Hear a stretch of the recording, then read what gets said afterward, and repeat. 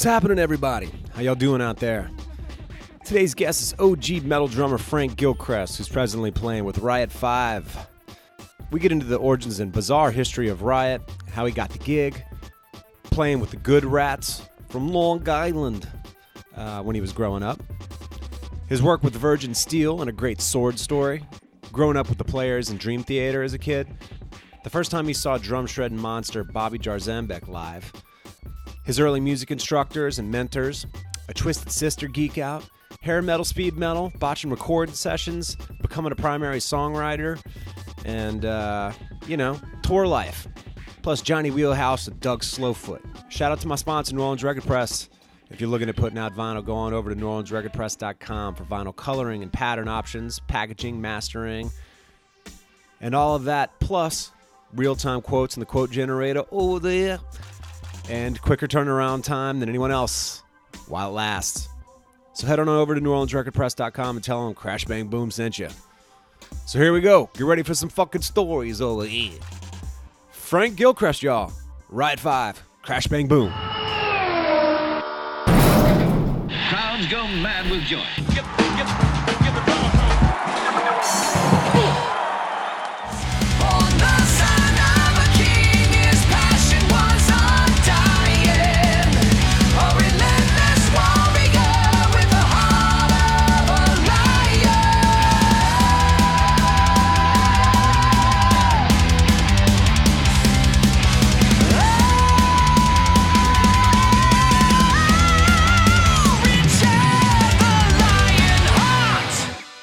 Frank Gilchriest, or Gilchriest, depending on which part of your family you speak to. What's happening, man? How you doing? I'm doing fantastic, Jody. Thank you very much. Yeah, man. I'm sitting here looking at your name, and if I had to guess, I would say that it was German for, like, the gills of a Jesus fish or, like, an aquatic Jesus reference. Am I off here? You're not off. It's a very mysterious name, actually. I went to Cinderella's Castle in Disneyland where they had a book that was about 2 inches thick and about 4 feet wide, a humongous old ancient book that had every last name in the world in it, and mine wasn't in it. After waiting online for like 2.5 hours in the sweltering heat for the sole purpose. So other people have researched the name, and some people say it's Scottish, some people say it's German, and some people say it's English, some people say it's Irish, and it is what it is. But we have a nice history here in the grand old U.S. of A. I have, we've been here for generations, and there's been plenty of good stuff that have happened. And what it is what it is. I go to Europe all the time. I'm a citizen of the world. I don't fit in. That's how I look at it. Citizen of humanity. I hear you, man. That's pretty funny, the Disneyland story, man. It was crushing. It was crushing. I came out of there, I was like, Cinderella and Mickey Mouse, crush me. Maybe that's why I'm an angry metal drummer. I thought it all might tie in somehow. It might have started at that moment, man. Well, I was before then, but it kind of just justified my earlier decisions, I suppose. Life is weird and throws you some strange curveballs. Dude, you could have some sort of a resolve with this if you ever wanted to do like one of those DNA swab tests. I did one recently. Yeah, I see a lot of that going on. Yeah, I do see that. I've talked to my wife about that, actually. We've talked about it. One of these days, I guess I'll do it. Kind of just not overly concerned that much about like what happened 300 or 400 years ago. I'm just kind of in the moment a little bit, and I love New York. I love where I come from. I love that I can go into I love that where I live, the whole world lives. I mean, there's everybody here, and right. I really feel comfortable with that because I've known that my whole life. I'm surrounded by the entire world, every culture, nationalities, different languages, and so I don't really feel this, strange need to reconnect to the old hill people back in Scotland. But, maybe I'll change my mind one day. I don't know. Yeah, you might get a surprise in there. You never know. When I'm old and half senile, I'll be like, I got to trace my roots before I die, maybe. Who knows, Right. That's funny, man. Well, speaking of being young and growing up around here, what was early life like for you? Where you grew up, and did you come from? Was anyone in your family a musician or any of that? Well, my mother was a painter and a very good painter. She worked. My mom as well. Oh wow, cool. She painted murals in people's homes on their walls of various flower garden scenes and like scenes out of Olympus, kind of. Mostly flowers though, and gardens, and she was just really into that. My dad was not like that at all. He worked on Wall Street, but he was very enthusiastic about music. He said he had tried it as he said he tried the trumpet when he was young, and his father almost wrapped the trumpet around his neck, and that was the end of his musical endeavors. But he always loved music, especially like Dixieland jazz and different stuff. He liked the Beatles a lot. He got me into the Beatles, and he was an older guy to like it. I mean, he liked Elvis. He liked Frank Sinatra. He liked good music. You know, he wasn't really a classical music guy. But it was pretty encouraging, and you know, it was, you know, they were very encouraging and let me just do my thing and go for it. My dad always would say, you know, learn the fundamentals. Just, I don't know anything about the drums. All I know is just make sure you know what you're doing, you know. Right. Like he kind of taught me without even saying the word, the rudiments. My dad banged that into my head, and I was like, yeah, I heard about these things. You're supposed to know them all so you can play good? I don't know. So I went and looked. My dad says learn the fundamentals, and then, you know, rudiments and fundamentals, that's kind of pretty close. So I kind of took that to heart. It only took me 25 years to learn them, but what the heck, right? Growing up, did you study with anyone, or did you take any lessons from any local guys or anything? I took music drum lessons in elementary school with this really wonderful man, Arthur Van Helden. He was like a magician and well respected through the community, and he had these fantastic elementary school bands that just defied the imagination. I started with him in one summer, and by the Christmas concert, I was playing drum set, and we did an entire Beatles program. And we did all kinds of Beatles songs, and I was playing She Loves You, yeah, and all of that stuff on drum set after playing with the guy for like 6 months. I mean, the guy was, the guy was, it wasn't just me. He was a magician. He had some kind of special touch that's very, very rare. As a matter of fact, 20-something years later, I thanked him on like almost all the CDs I did, my first like 5 or 6 CDs. He was always included in there. And it was funny, too, because my guitar player in the band that I was making those records with worked in a music store, too. And he always saw that name in my credits and never knew who it was. And one day, the guy miraculously, he had retired, moved to New Orleans, was back up on Long Island doing something, and stopped into his store and wanted a piece of equipment. And when he gave him his credit card, my friend said, geez, Van Helden, I've seen that name. But he goes, you know, you ever hear of Frank Gilchriest? And the guy was like, oh, yeah, I thought he was one of my goods. Yeah, and they put it together. And the guy was, you know, my guitar player, had the CDs in the store. You know, he liked to show them off, of course. And, he showed him the CDs, and the guy was tickled pink and stuff. So he was great. I had him. And after him, I didn't play in the marching in middle school or high school. I swear I was spoiled. I went into middle school, and the 2 women teachers there, quite frankly, were almost like drill sergeants of sorts. They had a totally different demeanor. They had hair on their faces, and they were women, and I was young, and it was just, and they were mean. They were angry. And I was like, I was so used to the gentle touch and just this weird special thing that I was like, yeah, it just didn't agree with me. And, I kind of bailed out of there. It was funny, too. They did use me a few times in parades and such. One time the lady I had forgotten how to read by the 9th grade because I hadn't been in band in 3 years. And the lady came up to me in a hallway one day, and she said, hey, I heard you're a great drummer. You want to play, like, the quads in the parade this weekend? I was like, sure. She was like, can you read? And I was afraid to say no, but I had forgotten all about how to read. So she goes, here, she gives me the music. This is a funny story. She gives me the music. I go home. I tell my parents what happened. They're like, well, you're going to have to go back there and tell her you can't read it, and you don't know what to do. And I was like, I can't. I kind of sat there and told her I read. Now I'm going to go back there and feel like a jerk. And my dad and mom were like, suck it up and face the music. And I didn't. And I showed up to the parade, and I put the music on the stand upside down. Off we went, and I just started jamming to the song, doing whatever I wanted.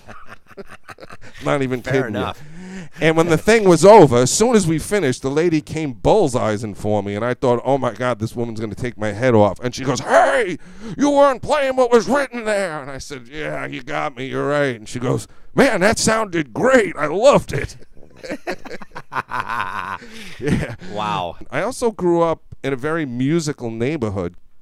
John My Young, the bass player of Dream Theater, was my next door neighbor, and he in particular, really had an influence on me as a person and as a musician, because he was a prodigy. When he was in the 6th grade, and he was in a professional Philharmonic orchestra, second violinist, next to people who were like the teachers at Juilliard and so on and so forth. When he was they used to put phone books on the seats and stuff so he could sit up. And I used to go to his house. We were friends. We'd kick the ball around, and I'd go over his house, and he'd pick up the violin, and he'd be playing like Paganini, and it was frighteningly shocking, to be honest with you. Yeah, because, I knew about music. I wasn't in the dark. I played in the school band and stuff.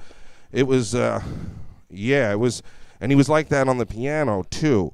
And wow. Both instruments like nothing, like just absolutely just completely on a professional level at a very early age. And wow. He taught me a lot about practicing. He worked hard at it. He wasn't he was naturally gifted, but he would practice like 6-8 hours every day, like hard practicing, not just twiddling around or anything like that. He would like really work hard. He had professional trainers that knew how to develop him too. Big shot people that showed him how to practice correctly, and he turned me on to a lot of that stuff. And those guys like really pushed me along and helped me a lot. And then they went off to Berkeley and they met Mike, and that helped me a lot too, because I was pretty good, but I was nowhere near like Mike. And Mike kind of opened. I knew about fusion, and I loved the Dixie Dregs, and I used to go see Rod Morgenstein, and Narada Michael Walden was one of my favorite drummers. Oh, yeah, he's incredible. Yeah, I mean, totally underrated.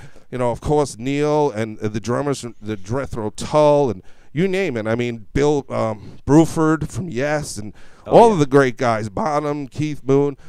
But I never had the imagination or the chops really to kind of pull it all together under one roof. And I think, I always tell my friends, I brag. I say I had a front row seat to a guy who was, pretty revolutionary, kind of changed the direction of drumming, showed a lot of, I was right there watching it. I used to go to their rehearsals and sit there and watch them playing and stuff and talk to them. And, it was very informal and relaxed, and they were great guys. And, but I told him when 2 weeks after I first met him, we were in a sump, literally like a dirt sump, drinking beer and having a bonfire. And I said, dude, I hope they were Majesty at the time. I said, I don't know if this band is going to make it, but I'm going to tell you right now, you're going to make it. That I can guarantee you. You're going to shake up the world. I told him that when we were like 19 years old. Wow. Yeah. I said, you're going to shake up the world. I hope the rest of the guys do it. I was a little concerned because their music, that was like, their music was way more advanced than what people were listening to. And I used to be like, can't you guys just cut out a few chords and just smooth it out, Yeah. Come on, man. We're your friends. We love you. We want to see you. But they were like, screw that, man. We're keeping it like how we want to keep it. And, God bless them. They taught me that was a lesson in and of itself. And I still tell John Petrucci to this day, you taught me a lot about shaping the world to your will. Not having, because those guys could have cut out and became some kind of pop sound. They know all the chords. They know everything you got to know and then some. And they're very creative. But they wanted to do their art. And that was very courageous. I mean, you got to remember, through the 80s hair band stuff, I don't want to talk about them all night, but yeah. All of that influenced me. During the 80s era, during the grunge era, they stuck to their guns. Right. And I try to apply that to my life too, because there's a lot of forces that come in and go and pull you this way and pull you that way, and fads come and go and different things, and you got to remember who you are and where you came from sometimes. That's all. Right. Well, man, you mentioned for a second there the 80s and the hair metal bands and this and that and the other. But, it's funny, every now and then I've reintroduced myself to some of the 80s, hair metal bands, et cetera, that I was obsessed with as a kid. And, there's a few records that still stand up. And one of the bands is a Long Island band, and that's Twisted Sister. And I swear, man, Stay Hungry and You Can't Stop Rock and Roll are still badass records, great rock and roll records, and the drums sound killer on those records. There's no doubt. I was a huge Twisted Sister fan. I still am. In fact, in fact, like I played a lot of shows with them in Europe, even as much. I played with them like a summer or two ago in Spain with Portnoy on drums. Come on. Dude, that I never thought I'd see in a gazillion years. Let me tell you something. I just told you about my whole experience, and then do you think that I would think 20-something years later I'd be seeing him with Twist? I mean, you just can't make it up. That's why life is beautiful, and you never know what's around the corner, and it's all good. It's just all unfolding in front of us, and, you know, you never really know, so you just got to hold on and, you know. So, yeah, I love Twisted Sister. I grew up a fan. I used to rehearse in the same exact studio on Long Island that they rehearsed at, and they would come in. They would come in, and they were like big, tough, mean dudes, and everybody would be quiet and get out of the way, and they were like rough dudes, and but they knew what they were doing, and I loved AJ, and I saw him play, and I always thought he was a big-time underrated drummer. He played for the songs. He played for the song, you know, but he could totally solo out. In fact, when I saw Twisted Sister in Spain, this is what gave me mad respect for them, and it was like one of the last times I'll ever see him, I guess. All of a sudden, I'm watching Portnoy. I'm standing on the stage because I played earlier, so I'm standing on the stage watching the show, and all of a sudden, a drum solo breaks out. And I'm like, wow, that's a pretty killer drum solo. Nice. I look over, there's Mike, like, drinking a soda and telling himself off. I'm like, where's the drums coming from? And I look up on the big screen, and they had a video playing of AJ doing a full-on solo for like 15 minutes. They just let it play, and the whole, as a tribute to him. And it was a killer solo, too. It was fantastic. And I sat there and I watched the whole thing, but I was like, that's a cool way to pay tribute to somebody. Yeah, he was underrated. He was a beast. And, you know, I understand, you know, the way those records were produced and the sound they were going for and the commercial appeal and so on and so forth, believe me, they tied his hands behind his back. I know there's I know stories about when they recorded those records you mentioned. They would take the tom-toms away from him sometimes. They would just say play bass and snare, one cymbal and a hi-hat. Like they would. I don't know how true it is, so I don't want to be sued by J.J. French or anybody, but but I heard stories like that because I was in the same studio where they would kind of like take away all of that stuff and really keep it straight, you know? Right. So, but when he was unleashed, he had as chops as anybody else. He was a killer drummer. Well, 100%. Like when he does do fills, his fills were actually probably more interesting than just about any of the other hair metal drummers from that period. Yeah, I could see that. Yep. I was like, during that stage went parallel to the Iron Maiden, Queensryche, Judas Priest, and that was like more my cup of tea, those types of bands in terms of the heavy stuff. And then, you know, I liked Motley Crue. They were certainly a hair band. I definitely liked Tommy Lee for sure. Yeah, you know, it's interesting. I like Shout at the Devil. That record. He learned everything he learned, it sounds to me, because I also like the drummer from Aerosmith. He's killer. Joey Kramer. I've studied all of those. I went through all of those records. I've learned them all, and like almost note for note, you know. And he was a great drummer. And I tell you, when Tommy Lee came out, I was like, he's really nice and flamboyant, got a great sound. But I was like, he has a lot of the same chops and stuff as Joey Kramer. I tell you who else Tommy Lee reminds me of that preceded him. Both in specifically like the way he sounded and the groove and the whole nine is both Cozy Powell and Vinny Appice, or Appice, however you pronounce their last name. But both of those guys, both of which obviously played with Ronnie James Dio, whether it was in Black Sabbath Dio or in Rainbow, but both of those guys had that sound. And I think Tommy Lee is actually kind of an extension of those two players. I could see that. Yeah, they're all from the same type of school. They're all heavy hitters, slick players. They got a lot of taste. They got a lot of feel. I mean, they got a lot of balls. They hit heavy. I love all of those drummers, and I've played with a lot of them on the same bill and hung out with them. I've hung out with Vinny and stuff, and I've hung out with Carmine, and they're great guys. And, they've done a lot. They're legends. There's no doubt, and deservingly so. They're fantastic players. I love them. Absolutely. Yeah. So everybody you mentioned, I really, really love, you know.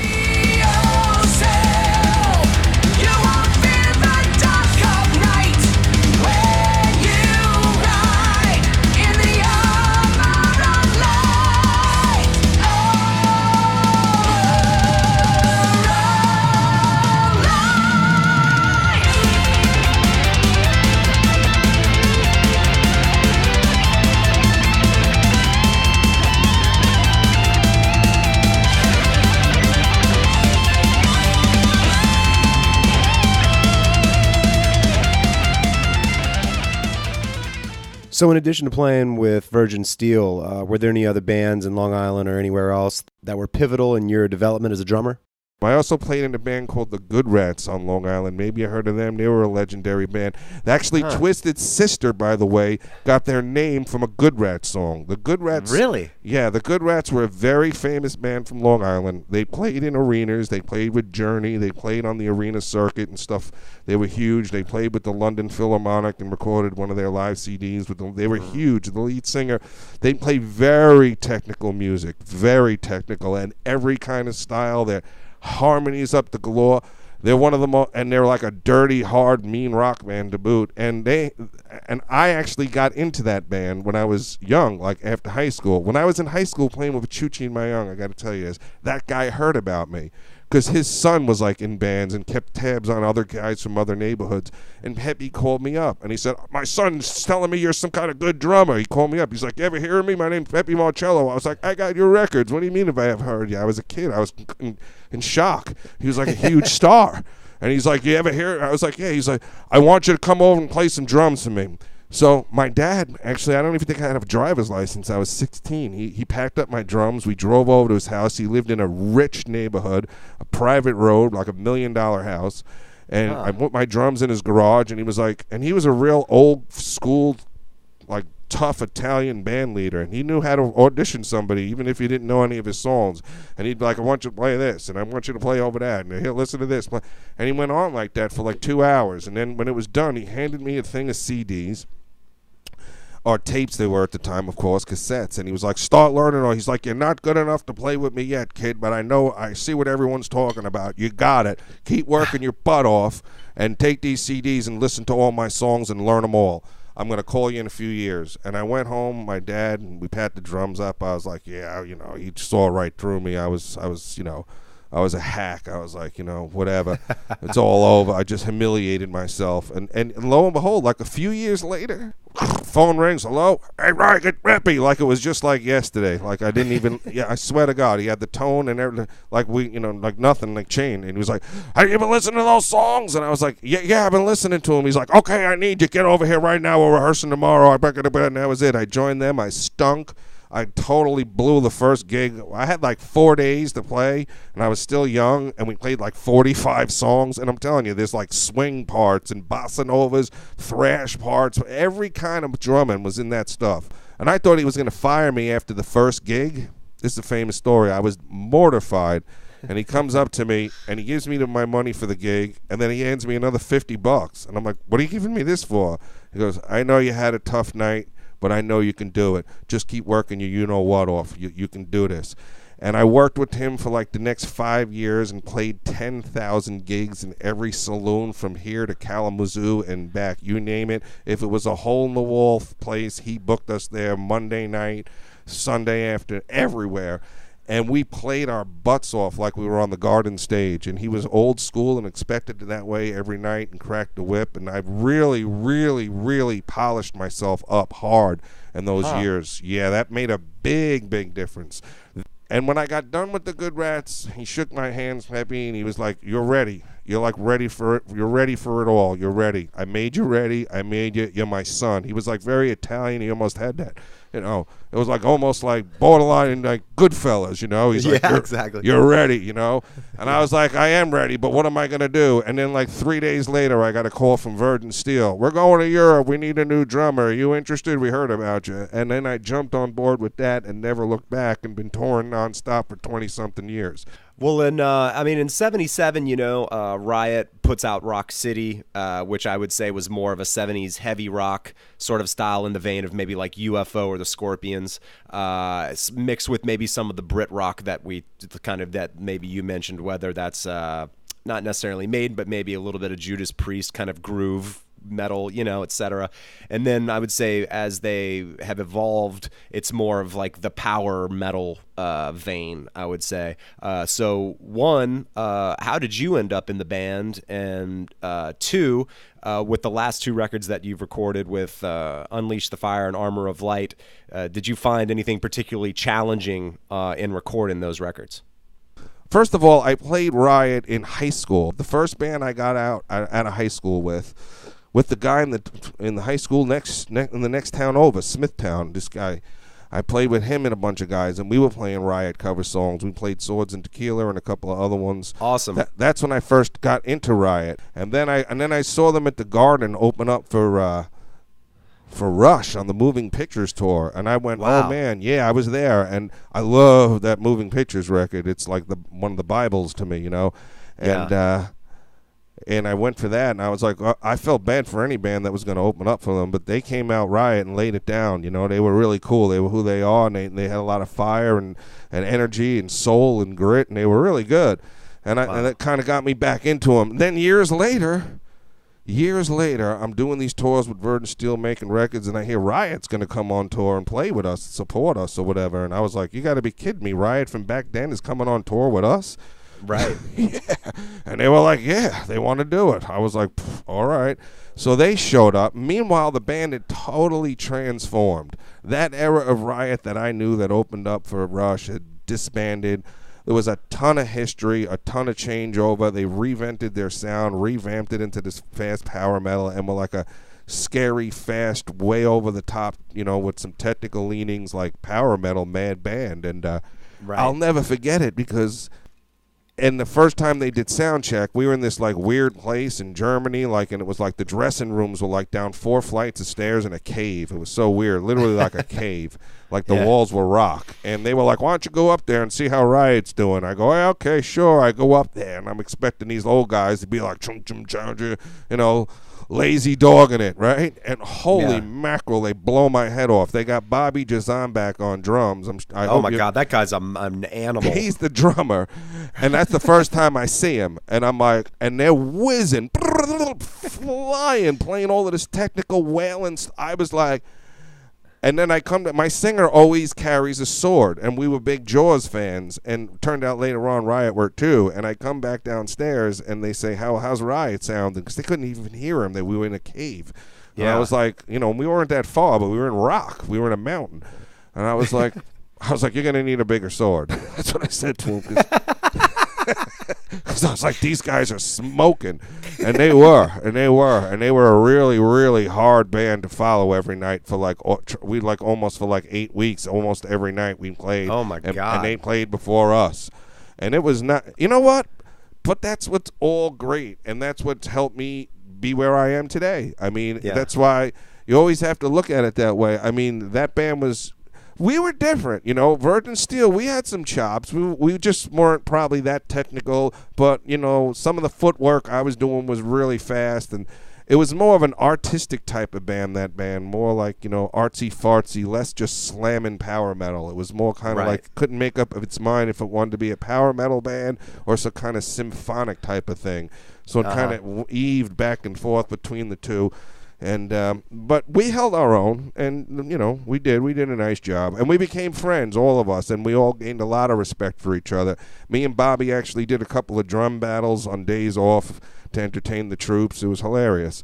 Oh my God! Yeah, for real, and it was great. And then tour ended, and that was the end of it. And then a few years later, I just got a call from Mark Reale, who's like the leading guy, and he's like, "I feel like playing some guitar and cranking up my amp."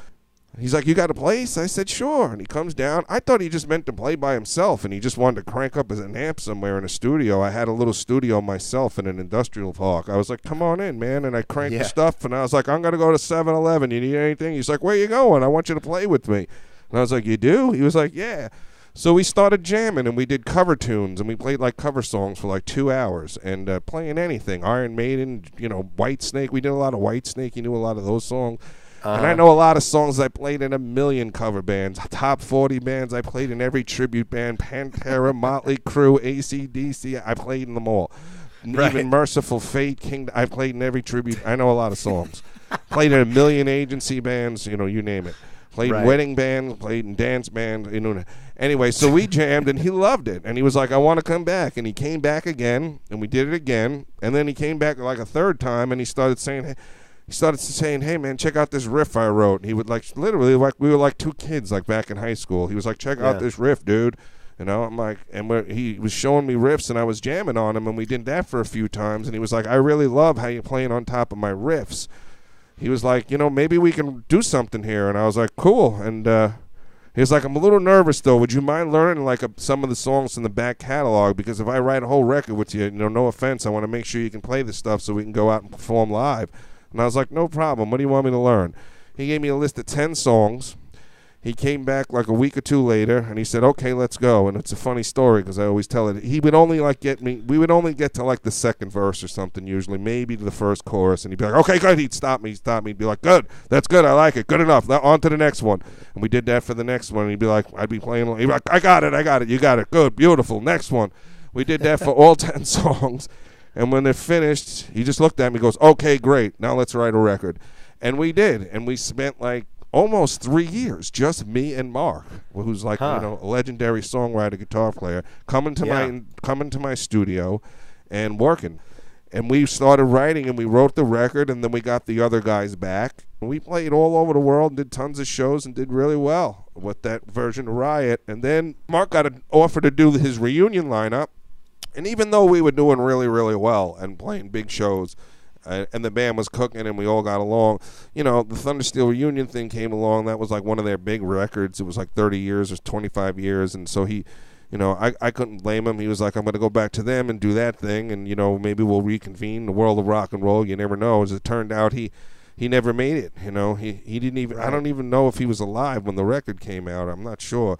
I think he was. Yeah, he was. Yeah, but not for long. It was a sad, sad thing. I left off with him. He was in the fit of health. He was in the prime of his life. We were playing all over the world. We lost touch for a few years. The next thing I knew, I got a call from his assistant. The guy's wasting away in a hotel and he's got days to live. I was like, what the hell happened? Wow. Yeah, it was totally a blindsided thing. And I thought that was it. I'd never hear, play Swords and Tequila ever again. It never would have entered my mind. I was off doing other bands and doing other things. And about 2 years later or so, I got a call from Mike Flint's. Hey, man, we're doing this Riot 5 thing, and we got a few shows booked. We weren't sure who to get as a drummer. You've been in the band before. We really want to keep it in the family. We don't want to, we're changing the name, but we want to keep it still in the family. So if guys had played before or available and want to do it, we want to keep it like that. And I was like, sure. I was like, who's singing, though? And they were like, well, that's the thing. We did have to get a new singer because none of the other singers want to do it. And they mentioned this guy. It was a funny story, too, how everything just goes around. They were like, yeah, it's funny, because about 6 months before that, I did a headlining show in Germany with a band I play with in Connecticut called Liege Lord. They're like a classic heavy metal, power metal, thrash, New York. They're like very much like Overkill. The singer was in Overkill for a while. Did a couple of records with them, and they're in that kind of style. So anyway, I'm there for a couple of days. I must have listened to 15, 20 bands. And this one band came on, Jack Starr. And it's funny because Jack Starr started Virgin Steele, the band that I cut my teeth on for 20 years. So everything comes full circle. But out comes these guys, and I give them a listen, and their singer just absolutely floors me. I'm totally blown away. I'm like, wow, this guy's like the best thing I've heard in this whole weekend. He's amazing. I go home, I forget about it. 6 months later, Flint's calls me. We're going to do a couple of dates in Europe. We'd like you to come if you're interested and so on. We have this singer. Go home and check him out. His name's Todd Michael Hall. I go home. I go on the computer. I pull up the guy. I'm like, oh, my God, that's that dude that I saw. Because I remembered him. I came home and I was like, wow, I saw this guy. I bragged about him to a few people. But then I forgot about it, But there he was again. And I was like, oh, wow, well, they got a good singer. So we put that together, and we went over to Europe, and everybody loved it. Everybody thought the shows were great, and everybody thought it was a great thing to carry on. I mean, of course, there's some people that are angry about it, but, I'm not a therapist. I only play the drums. Yeah. I hear the songs and tales of yesterday. A southern star will shine forever.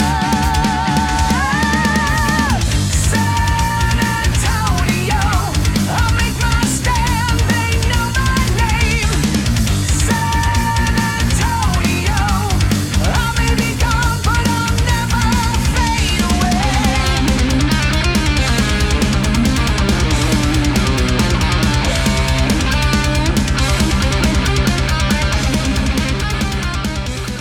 Going back to the second part of that question, man, what were some of your experiences in recording those records with Riot?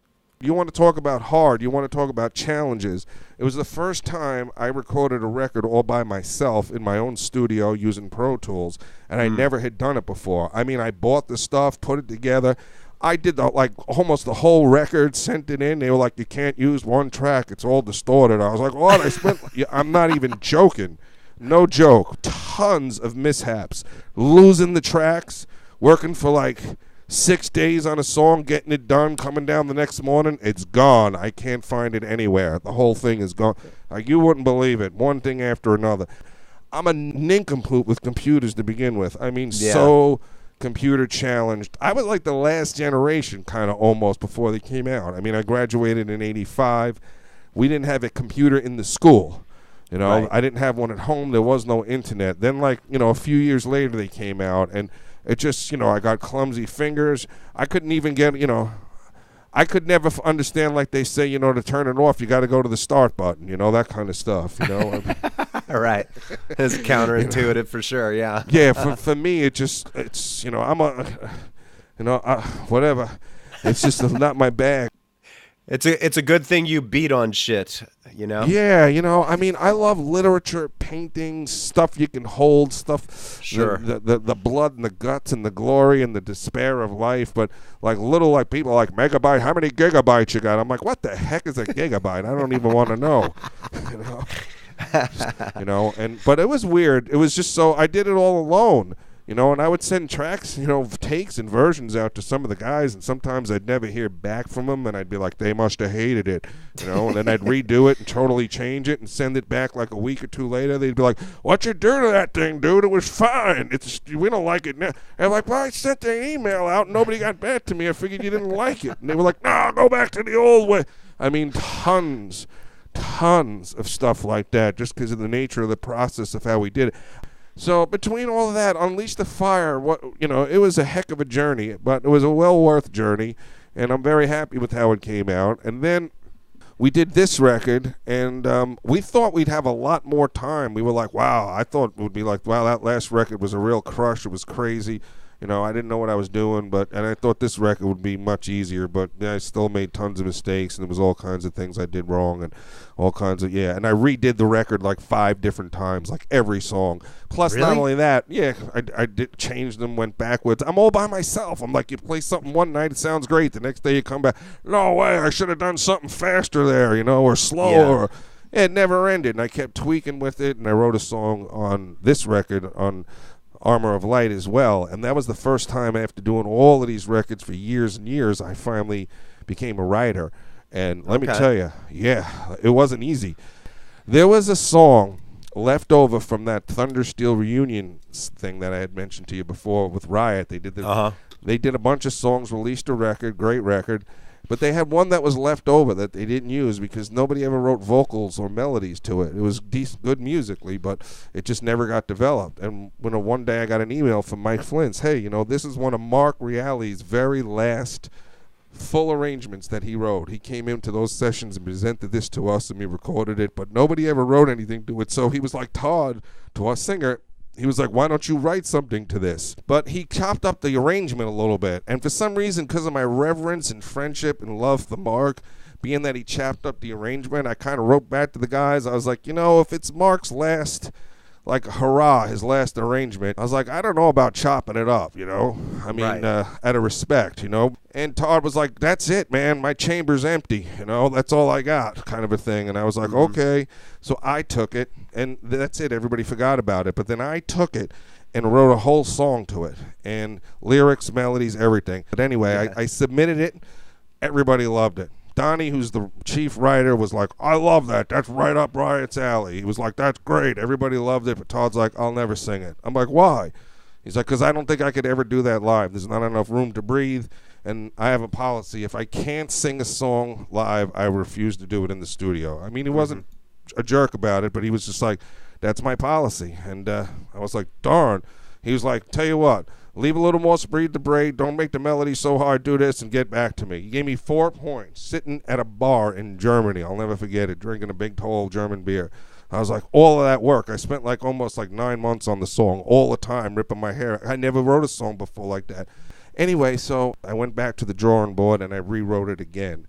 And I wrote totally different melodies, a whole different concept, everything to the same music, and resubmitted it. And they were like, "Oh my God, we love it. It's on the record. That's it." It's, you know, Todd in particular, who was, you know, didn't accept my first version. He was like one of the biggest champions of this version. It's called San Antonio. Okay. Mark went to San Antonio after the initial Riot kind of disbanded, you know, and he was reborn down there with the power metal style with Bobby Jarzombek. But they made a clean break almost to go into the heavy fusion power metal stuff. And those Right. couple of first records are just like devastating. I mean, especially for the time they came out, and they're just absolutely wicked, fast, devious demon records. I mean, just brutal. You know, I mean, I couldn't believe it because I had to learn all of that stuff. I had to learn all Jarzombek stuff. I was like, man, this guy is hard to learn. I was like, can't we just groove along here? It's funny because in my life, I kind of got replaced by like Mike Portnoy, because, you know, he kind of like took over with my friends when they went to Berkeley, and then later in life I had to follow Bobby Jarzombek. And I always say to my friends, I'm like, man, I came across some really heavy dudes, you know. Man, that's some serious luck right there. I mean, two of the most bad son of a gun players that have ever like played in the style or whatever, and man, I came like smack right up against him. It's, jeez, I couldn't have went against old Wheelhouse over there. It was slow foot Doug, you know. Holy mackerel. But it's all good because it's kept me honest, and it's a reason why, like, I'm humble. I mean, a lot of people meet me sometimes and like, you're awfully, you know, you're kind of humble, but I have to be humble. Look at the people I know. Look at the people who have helped me. Look at all of these guys, you know. I mean, you have to remain humble and just keep working hard and trying hard and being objective and being realistic, you know, and keep learning. So I hope I covered it. There's a lot more, man, but that's my abridged version, unfortunately for you. I hate to tell you. You're like, man, I should have never called this guy. Holy moly. No, man, it's all good. Yeah, if that was the abridged version, I'd say you've got a series of novels ahead of you. I have a novel that I'm writing, and I'm writing it, and I have tons of chapters that are already outlined with, I mean, all the crazy stuff I've gone through over the years, like on the road, and I mean, just I have a whole book worth of it, and one day I'm going to slow down and write it. There you go, man. It's crazy. Yeah. Well, shit, man, it was good talking to you. It was fun to catch up, and man, have a good summer and I guess fall with all the tours and where rock and roll will take you, my friend. Thank you very much for doing this. I love your show and what you're doing, and so many great stories that you wouldn't hear anywhere else. Yeah, man, there's been a lot of good ones. I'm from the South, man, so I'm good at shit talking and storytelling. Oh, yeah, that's what I specialize in. You know what? I always tell my students, too, because I teach. They're like, what's the secret? How do you do all of these tours? I'm like, it's got nothing to do with the drumming at all. I am just great on the tour bus afterwards, bullshitting all night long. Right. Yeah. I'm like, don't pay attention to my playing, please. But, hey, let me tell you, a funny thing happened to me on the way to the gig tonight. Right on.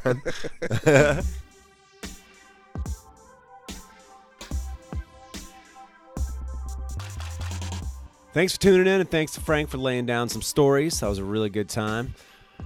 Your boy can talk. Be on the lookout for upcoming episodes. I have crazy percussionist Mike Dillon, drummer, synth player, and singer Josh Dion of Paris Monster, Andrew Totolos of the Giraffes, and more coming up. So keep your eyes and ears peeled, y'all. Holla at your boy. Crash, bang, boom.